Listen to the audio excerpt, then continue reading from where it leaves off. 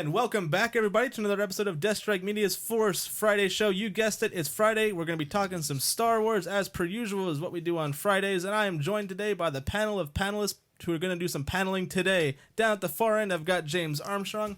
And in the middle, we've got Sean Sharp. How are you doing, James? Doing quite well. All I've had today for sustenance is are 2 cups of black coffee and a coffee milkshake from Whataburger, and I'm very happy with that. How's that good? Is that good? It's quite habit forming. Okay, I'll keep that in mind. No, being a milkshake, it's and not coffee. Not totally the way I'd like my coffee, being a black coffee drinker myself, but, you know, it's still nice and cold to On a nice hot sip day. on when you're driving through Austin, Texas in the beginning of summer. Yeah, and traffic as well. Yeah. How about you, Sean? Oh, I'm doing better than I deserve, of course. I would say that I'm actually fueled with a nice luncheon of from Szechuan House, if I can say that. Great sesame chicken. Nice. Great place to go. Great family-friendly and traditional menu. Ah, very good. Yeah, I've never been. I skipped lunch, had a doctor's appointment, and came here and started preparing for the show. Unfortunately, he will still be around for many years. Yeah, that's very true. That's that. I want to give a quick shout out to a gentleman by the name of Bandrew. He has a channel called Podcastage. What he does there is he tests out microphones, audio equipment. Sometimes he even does webcams. But he's very good. He actually is tested out the microphones we're using. I went off his recommendation, not his recommendation for these, but one like it. And he actually did test these out, and he recommended them for the show. I'm like, hey, that's convenient because I'm using them for a show. And so yeah, I just want to give a nice shout out to him. Go check him out. His YouTube channel is called Podcastage. So yeah, go check him out. If you've never been here before, and if this is your We are professionals. We people. are, I Stay with promise. us. Stay with us. If this is your first time here, how this works is we have a couple of Star Wars stories. We just run them down and talk about them. And if you've been here before, you already know that. We'll just jump right into it. We've got Adam Driver. We got some little bit of Adam Driver news. Apparently, Adam Driver is a method actor or a method type actor. So while he's been filming, while they were filming Episode 8, he was getting kind of moody, kind of angry, and apparently, John Boyega and Daisy Ridley like to give him random hugs throughout the filming shoot when stuff got heavy. And apparently what he does is he just stands there and takes it. Doesn't hug back. He just kind of looks at him like you're hugging like a wet noodle. And this is the best bit, right? Mark Hamill himself goes up to Adam Driver and is like, "We were related. I bet I bounced you on my knee. I bet I babysat you. We should go and get lunch and catch up." No response from Adam Driver. Okay. Yeah. Okay. Are you surprised to know any of this about Adam Driver's method acting? I didn't know he was a method actor. This is the first that I've heard of this, but it's kind of cool. It's appropriate for the character because I'm sure he is very isolated. I mean, the one shot we've had of or the one teaser we've had, we've seen his helmet all shattered, so he might be questioning everything that he's devoted himself to. As to Adam Driver, this is kind of cool. Like I say, he'll be isolated. It kind of reminds me of when Anthony Hopkins was making Oliver Stone's Nixon. He would be, kind of out of the way in between takes and would purposefully isolate himself. They would always joke that, there goes Tony Hopkins again to just hang out in the closet while we set up the next scene. But whatever it takes to get into character. Yeah, exactly. Right? Yeah. Whatever works. But there's no wrong way here. I also feel like that in the Vanity Fair piece that we read in the lead up to last week's show that there was, or maybe it was before that, but I swear at some point I read about Oscar Isaac saying that for Force Awakens at least, I think they would play ping pong in between takes, and I want to say he got a few games going with Adam Driver, so it's not all doom and gloom. That's true. I mean, you got to give the guy credit. He has his own way of doing things, and he's relatively new actor. I mean, he's been in Girls, he's been in a couple other things, but he's going to be in the new movie. He's going to be Redneck. The heist film that's coming out? Yeah, exactly. Done by the same guys who did Ocean's 11. Pinky or something. I don't remember the name of it, but I'm blanking on the title, but I think I know the one you're talking about. But he's gonna play a hillbilly thief. It's Okay. gonna be great. But anyway, I see him having the right face for that. nice hillbilly. Yeah, sure. How about you, Sean? Are you surprised at all with Adam Driver taking the role of Kylo Ren so seriously? No, not really. I know he's in an independent film about a poet that's based off a real poet. And he seems like the kind of guy that would really try to get into intense situations and pick his movie roles.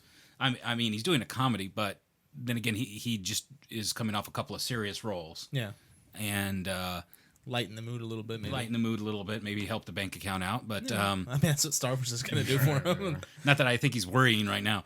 But also the fact is, listening to the fact that people come up and hug him, I think it's a war of wills at this point. Because if I was trying to get into character and people just randomly come up to hug me to try to break me out of character, if anything, that would just harden it. And as for Uncle Luke saying, "Hey, I probably bounced you on my knee," that probably make me want to be more isolated. Creepy uncle syndrome at that point. It's like, you're the reason I wear black. That's right. Yeah. you know, so I think that's pretty funny. I think most people have that creepy uncle in their family. Maybe they don't know them personally. That's probably for the best. But I'm sure everybody knows somebody who's that type of person anyway. And Mark Hamill can probably play that very well, especially off camera. Well, it's also how did he intone the discussion? That's that very could true, take a different angle completely. That's very true. This is a PC show, just keeping it, trying to keep it clean. Yeah, but you can let your imagination wander. It might not be that they were trying to, take him out of character and just have him to relax. It could be that before filming, he just said, "Look, I got to be very angsty for this movie. I want you to hug me a lot because I just don't like being touched, and that'll help me. That'll help me get my anger flowing. Okay, can y'all do this for me?" It's either that or he's getting like sneaky touch-ons, and everyone else thinks that they're getting one over on him. And he's like, "Nope, not today, fools. Not today." Man. Fell into my trap. Yeah, I know he also went on to he also said he put a lot of personal stuff into the role of Kylo Ren, and he told Ryan Johnson and what was his name, David Kamp, that he chooses not to talk about it. That is personal for him. So I think that's kind of cool. We all have our things that drive us and let us do things. So I think that's kind of a cool thing. Well, I mean, don't take it as far as Heath Ledger. I love the guy, but that Joker role was intense and amazing. But I think it ruined him. Well, yeah. I mean, you kind of wonder about people who go too far. Yeah, Jared Leto went pretty far with his Joker. Yeah. So, well, as far as Heath goes, I still think that was an accident. I do too. But it didn't help matters that he was playing a psychopath. Yeah, I'm not going to go there. But Jared Leto, definitely behind the scenes, was interesting to work with. But I never really heard of anyone complaining about his antics. It seems like people still got a laugh out of it, which is all you should hope for from the Joker. Exactly. I did hear some complaints, like he sent someone a dead rat. Yeah, that's true. But the rat found a nice home. Yeah, nice home for a minute before it died. No, I think that somehow the rat ended up being given to Guillermo del Toro. Makes sense. Yeah. In some creepy way. He would do that. He would do that. Well, we're going to lighten it up the mood a little bit, perhaps. There's another story that came out about a couple things in The Last Jedi that we will not see. Repeat, we will not see these things in The Last Jedi, including we will not see a big romance in the Last Jedi. We will also no new creature developments or new creature characters, so nothing big like Rathtars, which is kind of upsetting because that was kind of cool because we got see in the New Hope, what do we get? We got Jabba, and he's a big creature character, right? Well, he wasn't in the original. Not in the original, but in what I considered my originals, which was a first edition, special. We had like the Banthas. Banthas, yeah. And Dewbacks. Yep. And Empire. Which one's a Dewback? Lizards. Yeah.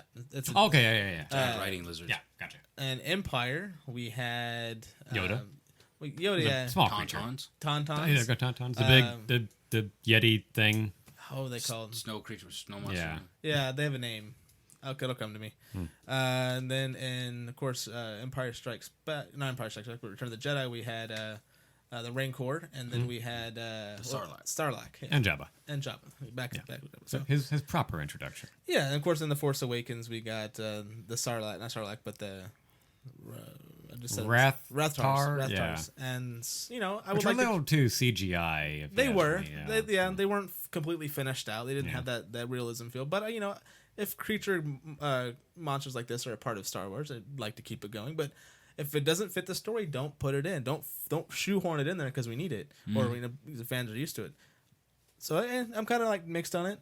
And we won't get into political, allegory. So no political mumbo jumbo, which is we got burned with in the prequels. We had a lot of round table discussions about the political things of the Trade Federation. So that was kind of useless because it didn't really matter much because they didn't really go into it. And then we're not going to get any Finn's potential Force sensitivity, which I'm kind of glad because we only need to focus really on two people who are Force sensitive in this movie. We got Rey and Luke. So right, it's also a watering down effect if every third person is a Force sensitive. I believe that Luke had that school of new Jedi, and Kylo wiped him out. So there's not many left at the moment. I know they come up periodically, so but with all this being said, are you shocked to hear any of this information? I'll start with you, Sean. No, if anything, I like it. Yeah. I like it because look, there's enough distractions in everyday life, and when I want to go see an immersive experience, such as Lucas has always given us a great immersive experience. Oh yeah. I don't want anything to knock me out of that experience. I want continuity. I want the eye candy. I want the story. Mm-hmm. Anything else that I can then link to the outside life is going to yank me out of it. That's true. That's very true. That's really one of the reasons why I've always loved films and story, is that I can deal with the everyday stuff all the time. That's every day. This is something special, and I want to keep it in that special zone. Yeah, that kind of reminds me of, we have so much political jargon going on in our real world. To have it in something that's beloved as Star Wars, not so good right now. Anytime, especially now because people are so hot-headed or whatever. Pick a topic, and so it's good to see that they want to carry you into a story that doesn't involve that, and so you don't feel like you don't have that sour taste in your mouth from the real world that are sitting there in the theater watching it. So that's kind of how I feel about it. Save it for the after dinner, analyzing what happened. Yeah, that we can kind of compare and contrast real world to Star Wars. So. Right, it's kind of fun. How about you, James? Yeah, most of this I'm okay with. I will just disagree with the whole absence of politics from this particular movie, because I do think that was required in Force Awakens, because I really want to know why the Republic didn't have their own army. It seemed like that the Resistance was something that General Leia had to put together by herself, and that see the book Aftermath series. It's all there. It's all right there. It's all right there. So he's going to keep doing that. You see the book over there? See the book over there? It's that one. And it's one of these. I don't know which hand's over here, but it's one of the other ones. Well, separately, we need to see it on film because it really does help. Yeah. Well, I would just add separately that I am signing up with Comic Book Girl 19's Dune Club, and I'm going to read the novel Dune for the very first time. Oh, nice. So, I'm a subscriber as well. Yeah, so I'm looking forward to getting that copy of the book, and so my reading time will be occupied for some time. I'll be the reading guy. Don't worry. Yeah, you'll be the reading guy. But like on film, I do think there's a way to have a balancing act where you explain the politics of this galaxy without having it, ham-handedly reflect our own backward politics right now. There's a smart way to do that. Again, you can explain the government and how they separate themselves from the military, maybe incorporate the lessons from the prequels where Palpatine pretty much used the army as his way of bringing about the Empire. That's why the Republic doesn't have an army. Exactly. Because there was too much power. Yeah, exactly. So. But you can just have a little bit on there. But if no one reads the book, so they don't connect the dots, they haven't. It's like, why don't they have a standing army? Exactly. You should be open to general audiences, getting in on that. Well, Hosnian Prime gets freaking destroyed, so that's all of the politicians and stuff, minus Leia and probably a few others, who are building this new Republic that are now gone. So it would have been nice to see a little bit of that politics come into play, like who's now has power, where does the power now come from, where's it going to be centered, stuff like that.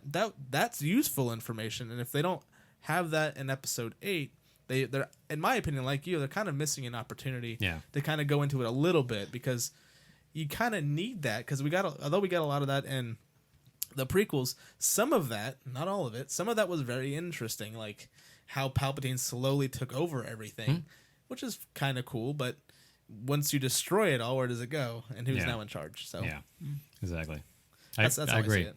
Like, but as I've said several times over the years, I'm not most people when it comes to some taste in movies. Like, I'm the guy who, one of my regrets is I never bought the Episode 1 Micro Machine set, which was the Galactic Senate chamber. I am the Senate. Yes, I am the Senate. So Best meme ever. So I naturally love that stuff, and there are avenues that you can go as far as Star Wars politics to keep it, fresh, audience friendly, and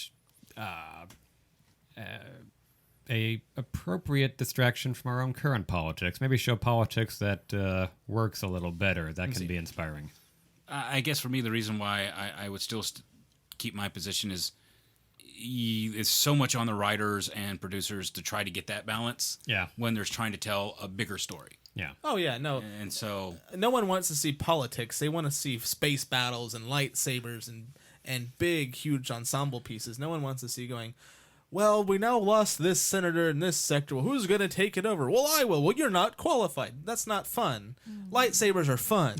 So lightsabers are easy. Yeah, exactly. They're easy to write. Easy to write. Exactly. So, and super Star Wars sweaties like myself, and maybe you, because you like the politics aspect, want to kind of see that, but not everybody. Just give us one scene. Just give us one scene. I bet there will be something, because you have Leia, right? Because you got she's gonna have to try to piece and tape back some sort of political front, because there's just not one right now, or it's all scattered, right? So you got to see something along those lines. As long as they do it well, like they have in the books, it'll be fantastic. If not, we'll end up back with prequels, roundtable discussions, and a whole lot of nonsense. So we'll see. We will see. I trust Rian Johnson. So going forward,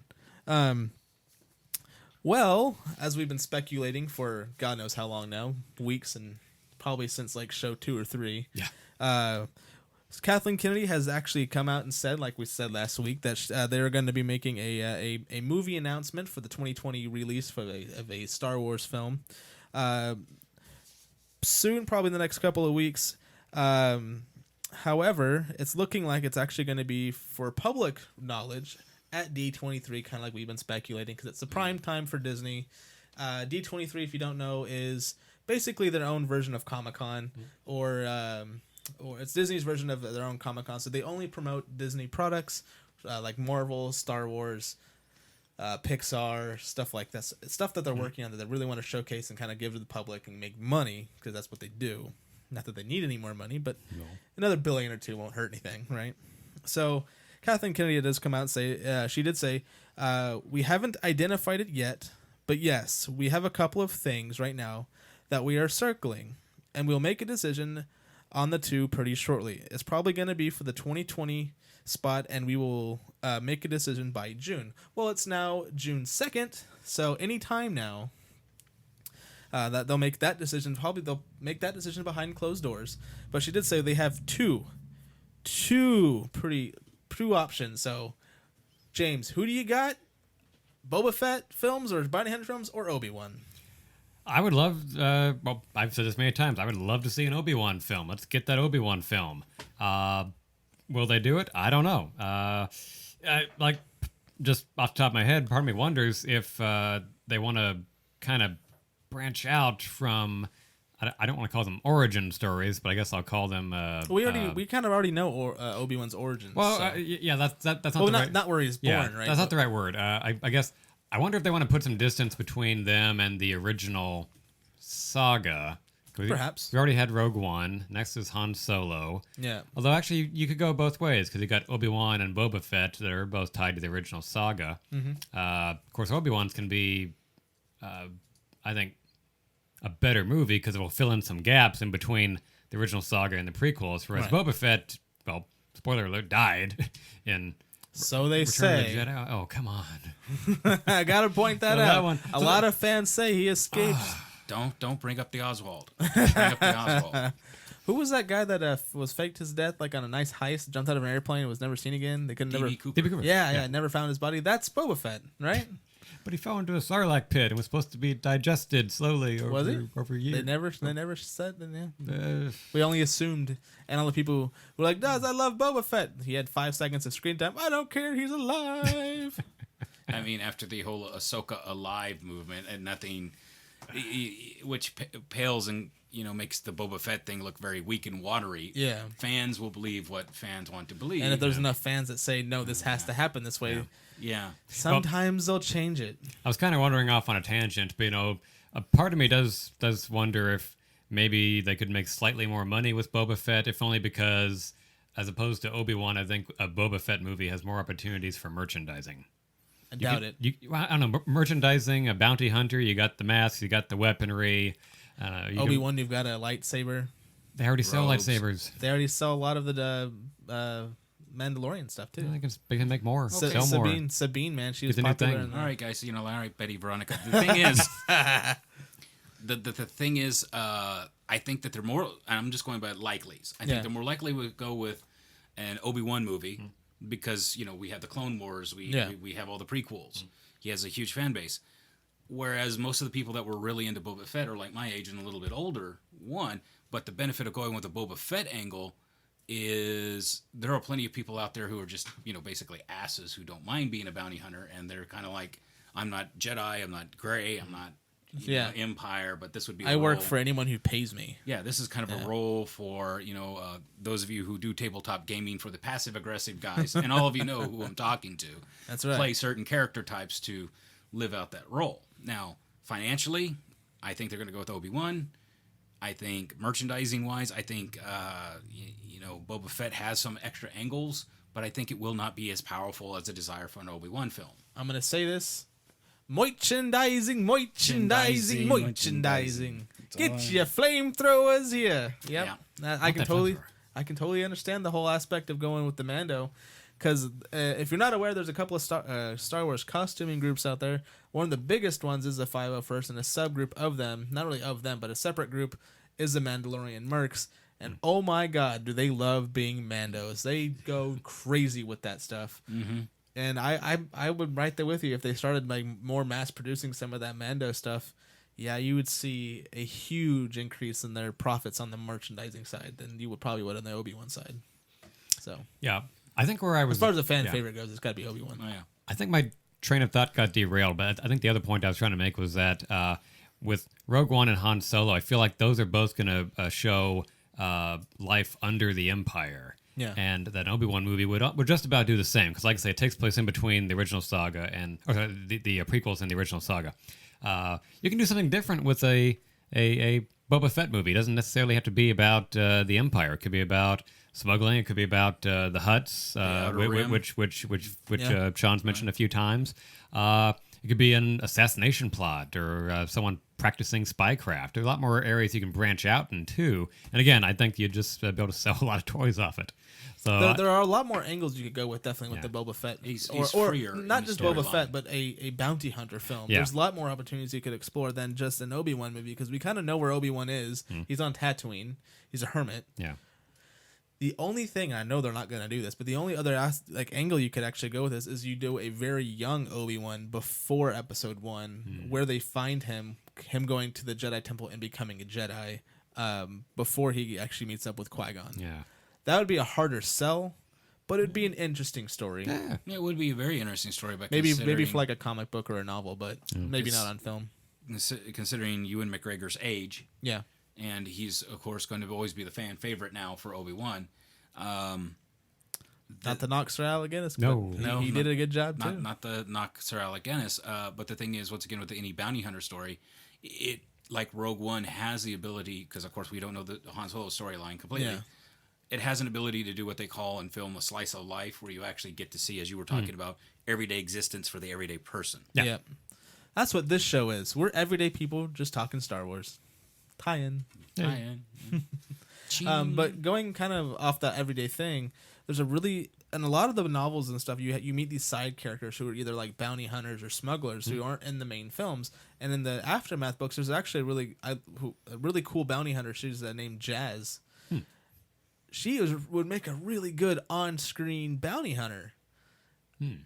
and she knows Boba Fett. Like all the bounty hunters apparently know Boba Fett because he's apparently the best. So they mention Boba Fett in the books. They're not actually. You don't get. There's not a role for him, but they do talk about him briefly, like one sentence. So they know him, but there's so much to explore in that bounty hunter world. Not just in the Mandalorian side, but any bounty hunter for that matter. So who knows? Probably the other point I'd make is that we will wait for an Obi-Wan film.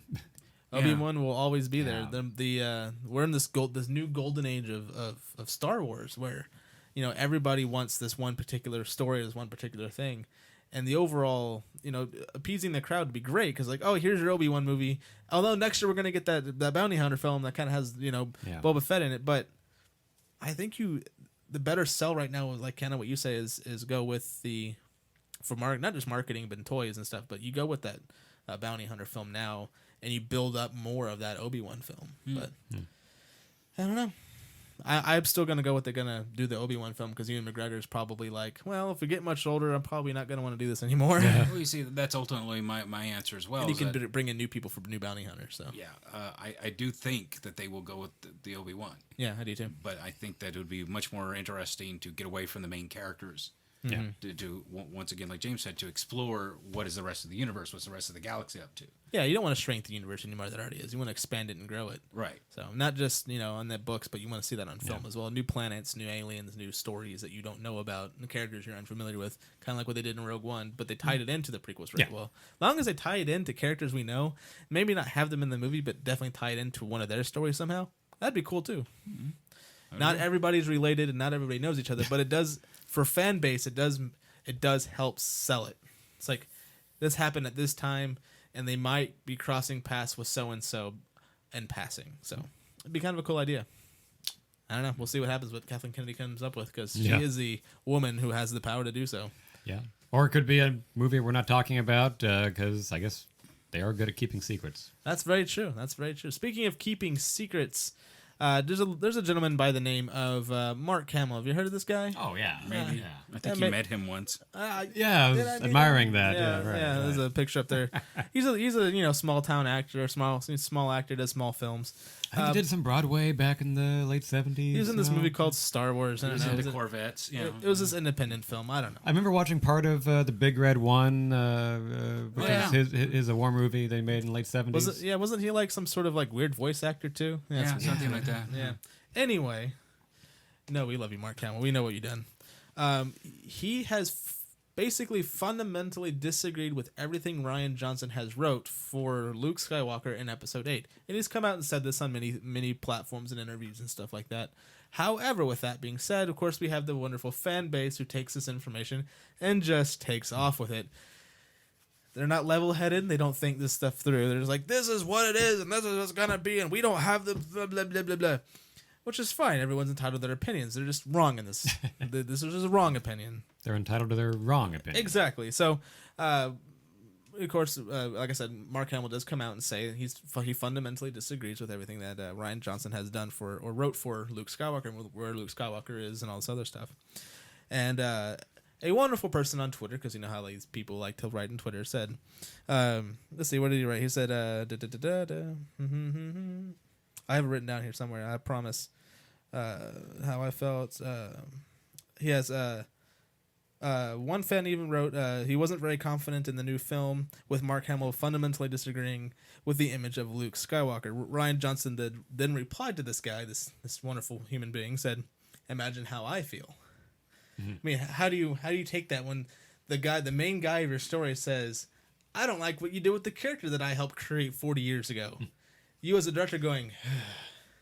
Oh, I have several answers on that point. Well, you do. We always know there's always an opinion out there. But Rian Johnson's in smaller films. He hasn't done anything gigantic like Star Wars, and you have this big giant star like Mark Hamill going, "I don't like what you did." But he probably didn't phrase it like that. He fundamentally disagrees. And you have the director going, second guessing his own writing. Mm-hmm.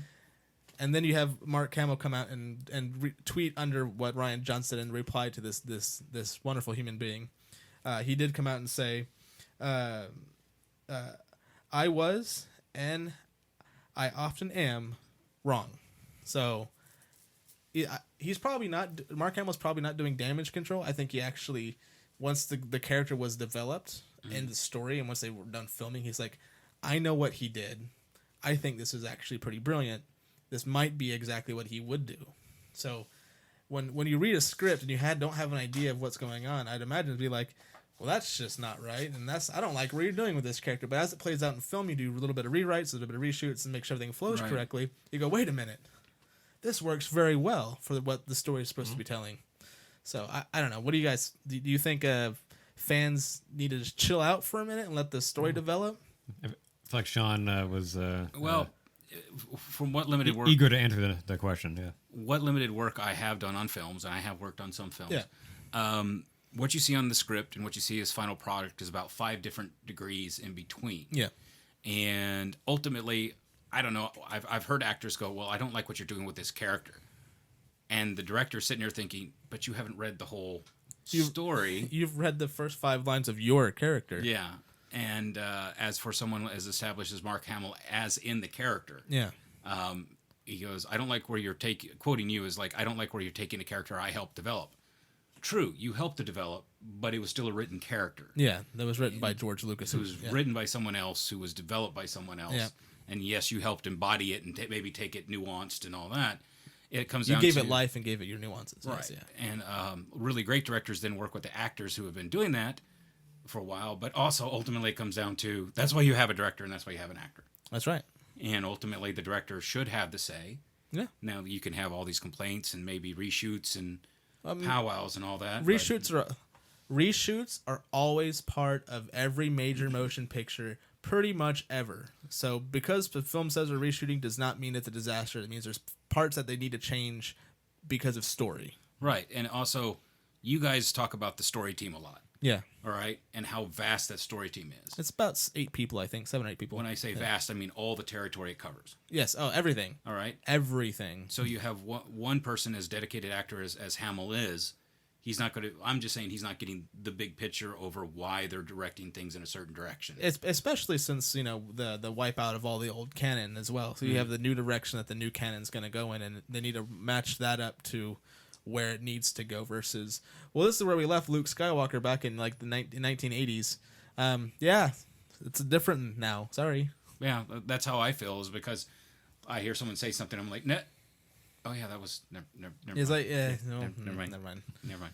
Yeah, I didn't read any of the old stuff, so I don't know where he was. I saw Return of the Jedi, and it's like, oh, okay, he saved the day, and they're now partying with teddy bears. With teddy bears. Cannibalistic teddy bears. Yeah. Teddy bears. So how about you? Yeah, it's like I'm just trying to think of all the times over the years I've read some story of an actor at first resenting some certain turn on his character or questioning the production or the script, and then just coming around and saying, I was wrong about that. Because, I think you'd have to, think of a movie in terms of like, how does the director see it? You have to look through it through the director's eyes. And there were times where I've watched a movie for the first time and I thought, why'd they do that? Why'd they do that? Then I've rewatched it 2 or 3 more times and I think, okay, this actually works together well. This clicks better. This makes sense. I know that a while back, Tom Hardy publicly apologized to George Miller because he was...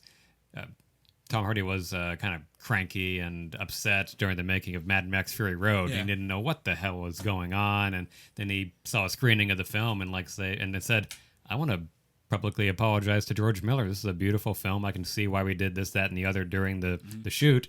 And I think Mark Hamill, more or less, not in a perfect carbon copy of the example I just used, but is pretty much saying, I had a different idea, but the more I think about it, hey, this works. And not a very huge story. It's just a human moment where you have a pure emotional reaction to something, but then you got to take a step back, look at the bigger picture, and again, look through the director's eyes and see what's better for the story. Yeah, and to second that and back that up, a lot of times with these big production films that need to keep a secret, they give you only your character's lines.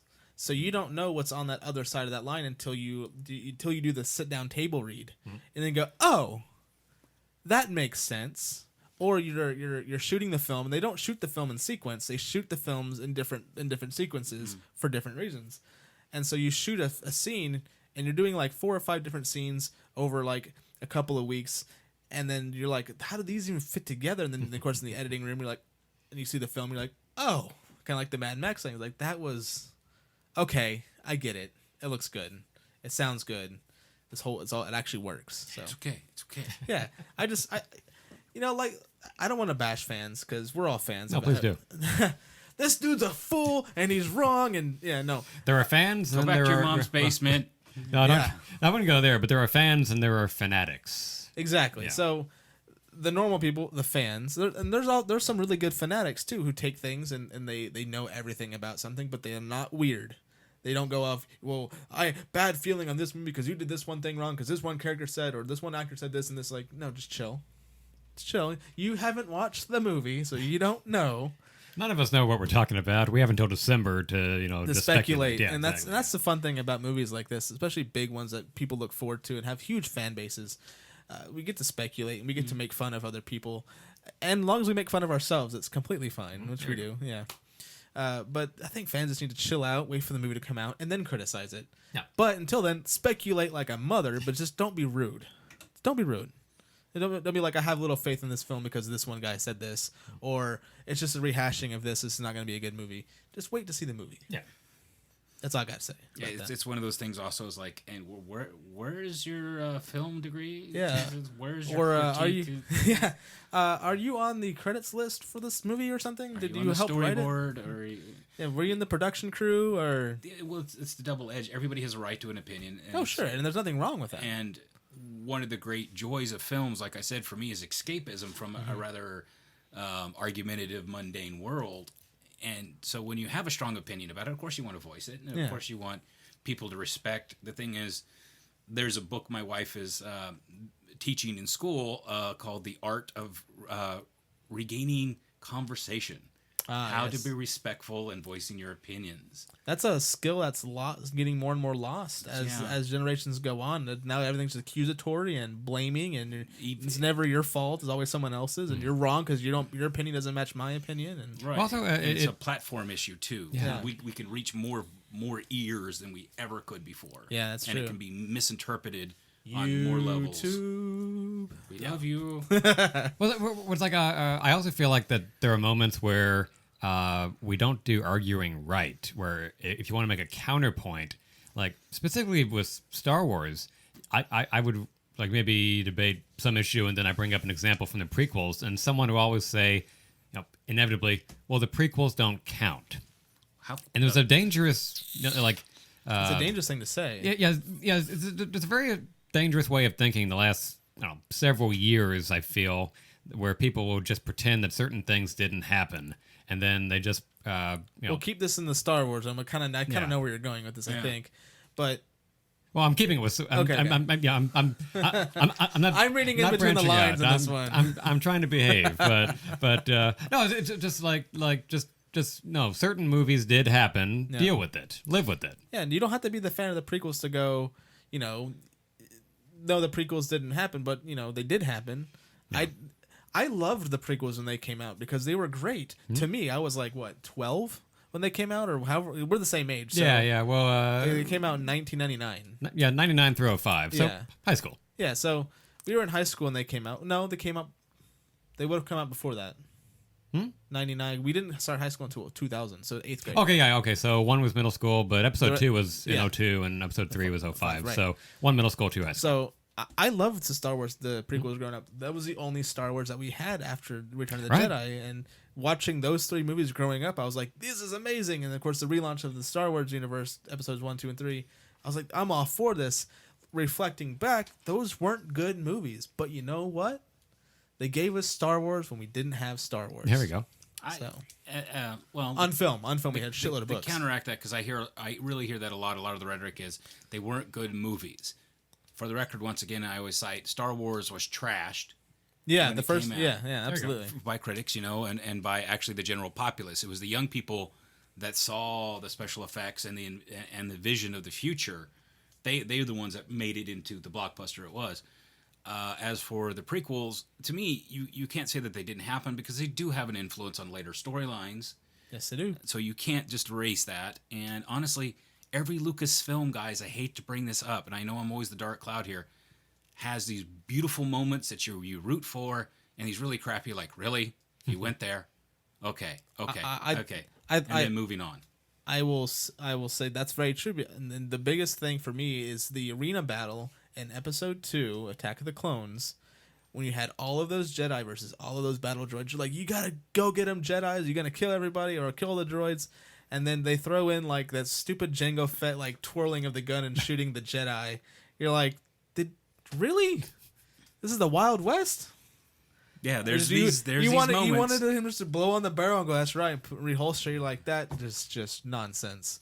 But it's little things like that. You get these hopes up, and then you're like, that was dumb. And then Episode 3 had the Anakin and Obi-Wan fight that was fantastic. I love that fight scene. So do I. Yeah. And there's that silly line that they had in there between Obi-Wan and Padme going, he killed the younglings, and he's like, oh, they couldn't say that line honestly with a straight face. There's so many outtakes of them just could not get that line correct because they kept smiling. Are there? Yeah. Oh yeah, I gotta look that up. You gotta look it up. They just can't. They couldn't say that line with a straight face. But yeah, they finally did it one take, and they had to use it. That's what they had. That's why. If you look closely at Ewan McGregor's face, you know he's about to laugh. That's why he's moving his mouth or his hand to his mouth. Like, gotta not smile. Yep, it's exactly the reason, actually. So, we're off topic. Well, not off topic. We're talking about other things that were on the show notes, which is completely fine. We had fun talking about that, but we're gonna keep it going with our last story of the day. We got some Warwick Davis news. He actually joined the Han Solo cast. I have a hard time pronouncing this word. This place. What was it? It's Fuerteventura. Fuerteventura. Where they were filming. That we were speculating a couple weeks ago. Not speculating, but talking about the filming that they were doing. What was that planet? Oh yeah. This is the one where they had the aerial shot, right? Yes. Something, right? Yeah. What is that planet gonna, or what is that area gonna be in the new Han Solo film? But apparently, whatever it's involved, it's gonna be Warwick Davis is gonna be there, which is really cool news because he is one of those continuity pieces that is in Star Wars. He's been in pretty much all of them except for Return of the Empire Strikes Back in the first one. Right. Of course, he was what was his character? Wicket. Yep. So he was in Episode 1. I don't know if he was in Episode 2. I didn't even know that he was in Episode 1 until you mentioned it before the show. He was in Episode 7 as well. Yeah. So. Well, see, I vaguely remember reading about that. He was a creature. Okay. Well, I figured. Yeah. But he's been in like 4 or 5 Star Wars films. He's up there with Anthony Daniels. So I think that's a kind of a cool thing. With that being said, who do you think, or what kind of capacity are they going to use Warwick Davis in? Are they going to use him like, because you can recognize him immediately in the Phantom Menace. He has his face right there, and Bunta Eve stands watching the pod race. So you can't really have him as a character by himself, or playing without makeup on. So how do you do that? And who do you think he's going to be? That's a tough. That's a really tough one. I hope it's going to be a bigger role for him, just because he has been around for so long, and he has been, even in movies that we refuse to acknowledge exist. He's had a role. They happened. Yes, they did, but we're refusing to acknowledge they exist. It's a political move. So, it's the issue that he's always been around. It's kind of, I guess I'm somebody who likes to reward people who are part of the continuity. Yeah. Just like, Daniels is always going to be C-3PO. Which is kind of, because Anthony Daniels and R2 were in Rogue One. Mm-hmm. Are they going to be in the Han Solo film? I don't know. Why? They were shoehorned in the Anthony Rogue Daniels did have a part in Episode 2 where he's in the bar where Obi-Wan orders the death sticks. But he's in just out of costume. That's funny. Yeah, he's actually just himself. Yeah, I didn't know that. Yeah. So I would like a little bigger of a role, but the thing is, he is such a distinctive looking person. Yeah. Because when I see Warwick Davis, I think Willow, but that's just me. That's me. I immediately go to Willow. Yeah. If he's not in costume, I go Willow, because I love that film. It's such a good film. I thought that was a fantastic film. So for me, you see him, it's like seeing John Wayne doing a cameo. Suddenly, what? He thinks he's John Wayne. Mm-hmm. But yeah, I think you can do a better John Wayne than that. No, I can't. No, you can't. Oh.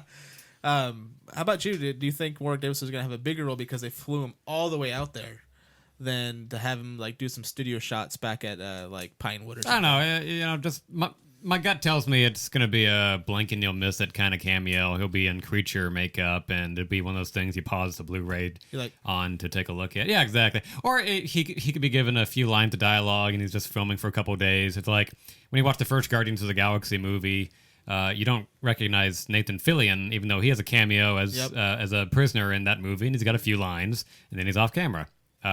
Or in Force Awakens, you have Simon Pegg, but you don't know that Simon Pegg when he saw that makeup. Or Daniel Craig. Or Daniel Craig. Or Daniel Craig. There we go. Yep. Star Wars is always full of little cameos here and there. So. I think it'll be one of those cameos. Just one that you can kind of recognize, but not one that'll, like you said, kind of take you out of the movie when you think, oh yeah, that's Warwick Davis. Unless they tie in that same character from Episode 1 where he's watching the pod races and he's now in the Han Solo film betting on something. Yeah, because there's a race. That's an idea. There's a race thing. Yeah. Didn't think about that till just now. There you go.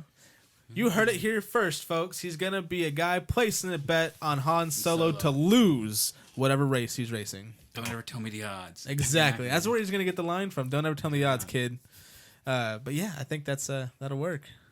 I think we figured it out. See, for me, I'd love to see him in anything. I mean, he's always been a really great to fans. Oh, he's so good with fans. Very approachable individual. But it's also the fact that he has a great sense of humor. He loves to play pranks, from what I understand. That, and he's hilarious on stage, with the stage shows from Celebration. Yeah, yeah. He was an excellent. I guess you would almost call him the MC of a Star Wars Celebration. In fact, I felt awful because there was one show. It might have been the first or second one after you came back from Celebration, and we were naming all of our favorite moments. I'd forgotten that he did a panel with just Ian McDiarmid and was talking about. He does a very good Emperor voice. I know, yeah, very good. Yeah, so Warwick Davis hosted a very great Q&A, and my favorite moment was when Ian McDiarmid said he's still bitter about Return of the Jedi, about how his empire got taken down by little Ewoks and with sticks. With sticks. And God bless Warwick Davis. He had a great line. He said, "It's been 30 years, man. Get over it." Like, no, too soon. Yeah, that's one thing about Warwick Davis is that he's very witty and he's charming. So you just want to look at him and go, I like you. Yeah. It's not because he's small in stature, but once he's on stage, he's witty. He's witty, and he's a massive personality on stage. I love his bits that he does actually with Ray Park, because he'll do the reenactment of the death of Darth Maul with him. So they'll pick someone out of the audience to be Obi-Wan, and he'll be either Qui-Gon or somebody else. And, of course, Ray Park will be Darth Maul, and they'll act everything out. Oh, it's so great. Because it's been, 20 years, roughly, since Episode 1? Yeah, it's hard to imagine for me. Coming up on it, yeah. It was like 18, yeah. So, Ray Park has been doing this bit now for a couple of years, and so I think the lines are slowly creeping back into him. But it's in, years in between sometimes celebrations. He kind of forgets what he's done. He's like, how did that line go again? Or... how did I do that? But he's such a good martial artist that it doesn't matter what he does. It's going to look good. But he totally hams it up as well with Warwick Davis. I was about to say, he just looked at the audience line.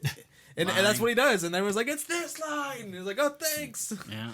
Yeah, I got the picture up there with Ray Park. And he was the coolest guy to that. Him and the other Darth Maul, Sam Witwer, both of the coolest guys you'll ever meet anywhere. Not to diss like Mark Hamill or anybody else I've met, but those two were the coolest people that you could ever meet. And the funny thing is, they're both Siths. The Siths were the funny ones. Well, so that was kind of cool. Well, I have a friend who does a lot of cosplay at cons, and he has his own Sith name. And the way he always put it is that the I have a Jedi name. I did not know that. But my friend always said that the Jedi are the reserved people who keep their emotions in check, whereas the unless Smith, you're Obi-Wan, sure, or Yoda, or Qui-Gon to an extent, yeah. But the Sith doctrine, as he lays it out, I'm no expert here, but he says that the Sith are the one who who live by their passions. That's true, and you could make an argument that sometimes logic is a better path, but sometimes emotions might be the better path. I don't know. And humor is definitely a mix of both. There you go. So, I do have a Jedi name. I am part of a Star Wars costuming group, and to build this character that I have, which is a Jedi, I had to give it a name. So I have a name that my Jedi's name is Gatsu Tython, and if you get the name reference, then good for you. You're a part of the old EU, which is great. At least the last name Tython was actually I'm a photo with Freddie Prinze and Sarah Marshall, Vanessa Marshall. I'm wearing a Tython Jedi Academy T-shirt, and the Tython Jedi Academy was the first Jedi Academy ever from the old EU. So if you get that reference, now you guys get that reference. Good for you. Gatsu was a character name from my favorite anime, Berserk. So I just kind of combined the two, and that's how I got my Jedi name, and that was acceptable because it sounds very Star Warsy, but not at the same time. So. Was that on Cartoon Network? No. What? Where was that from? Yeah. Where was that from? It is a hyper violent anime, so it's not on any network. Okay. It's on Crunchyroll, which you can find. So I think it's on Netflix now too. They have a whole new series on Netflix, which I'm going to start watching soon. So it never had a TV run when they were growing up? No. Just in Japan? Okay. Cool. Unless you got it underground. I mean, a lot of people would record it VHS and pass it around. It's been around since the 80s. Maybe that was it. I saw it on someone's VHS rack. It's been around for a while. Or something. It's like Akira when it first came to the United States, and I always mispronounce it as Akira. But yeah, it's Akira. I always call it Akira too. But I didn't know it was pronounced differently. Yeah. Okay. But it was like that was the first anime I ever saw, and it was quite frankly a black marketed VHS. Mine was Speed Racer. There you go. I know we're off topic. Yeah. We got to close it anyway. Oh no. Like I never got into anime, but the only exception was on Cartoon Network where they had the American dubbed version of. They had Toonami on there. Yeah. Okay, yeah. Maybe that's what I was trying to think of, but never got into anime outside of the American dubbed version of Gatchaman and/or G-Force. Yeah, G-Force. That's how. Good job. Well, we're gonna close it out with non-Star Wars news, which is completely fine too. We love you, Warwick. It's the open forum. We haven't forgotten you. Exactly. Yep, Warwick Davis, you're great. I hope whatever character you play in the Han Solo film works out for you, and I'm sure it will, and you'll be another beloved character in the Star Wars universe. With that being said, guys, we want to make sure you subscribe, comment, like, dislike, but we also want to make sure that you leave your comments because we do read them. We haven't gotten really any, which is disappointing. Leave your comments. Leave your comments. Give us challenges. Something ask us questions. We will address it on the show. Any question. Doesn't matter what it is. Unless it's inappropriate, then we won't talk about it. With all that being said, guys, I'm going to say thanks for watching and thanks for tuning in. And we will see you guys next week. Have a great day.